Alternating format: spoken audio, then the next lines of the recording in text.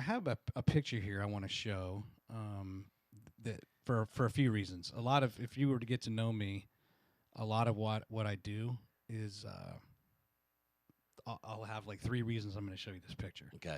So let's bring this up, and I'll have to put you in picture in picture later.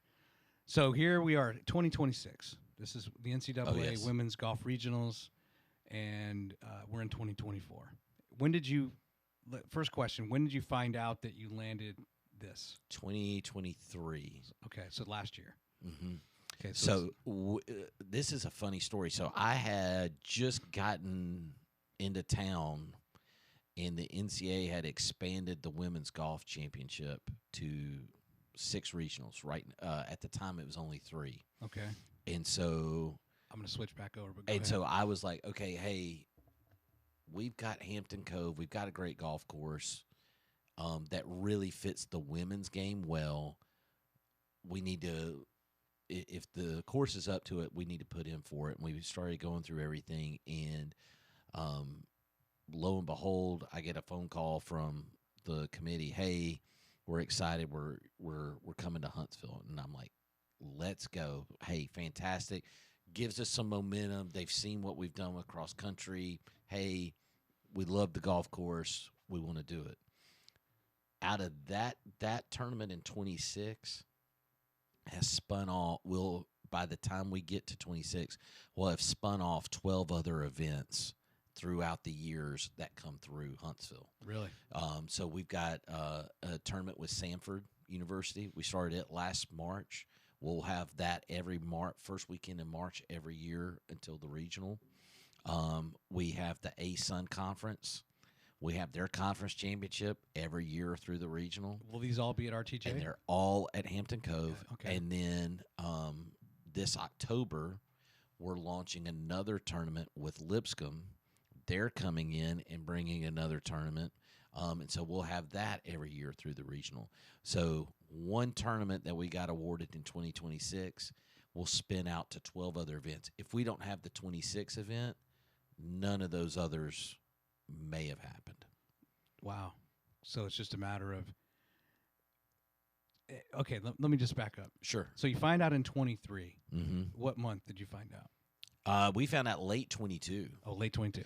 And how long is the RFP, the request for proposal process? That one was short because they needed a spot to go to in 23. So rewind a little bit further back. They had already awarded all the regionals through 2026 at that point. Okay.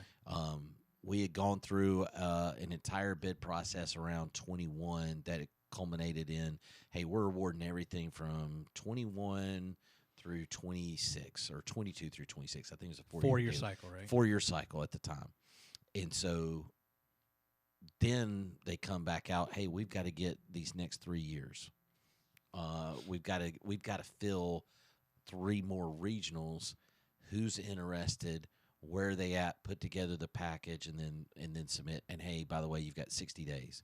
And so we turned it around and started kind of working the phones, some contacts I had in the golf world, and we were able to land it relatively quickly.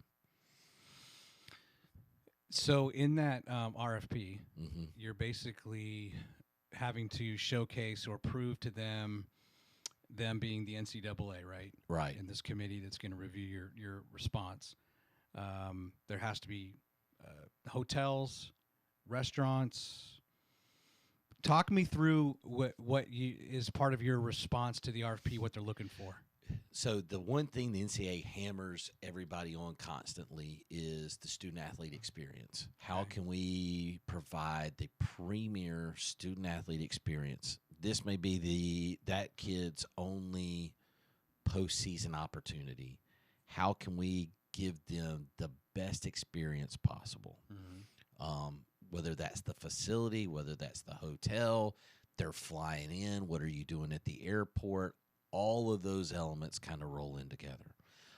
And golf's a little different than the team sports because, yes, there is the team, but then we're also going to have 9 to 12 individuals that have qualified. So, hey, how are we going to take care of them? The first thing that they look at, especially on the golf, is the golf course. Right. Sure. Is it a championship caliber golf course? What can we do with it? How? What other tournaments has it hosted? What's the weather like? What are the greens like? All the litany of little things that you don't think really matter in deciding where you're going to take a golf tournament. You got to run cable. Correct. All that kind of stuff. All that stuff. Hey, what do you have from a scoreboard? What is your concessions area like? What can you offer from a banquet? All of those things. And so you're sitting there and you're putting everything together. Hey, this is what we're going to do at the hotels. Here's where they're going to stay. How do we marry all of that together to put together a great experience for the kids?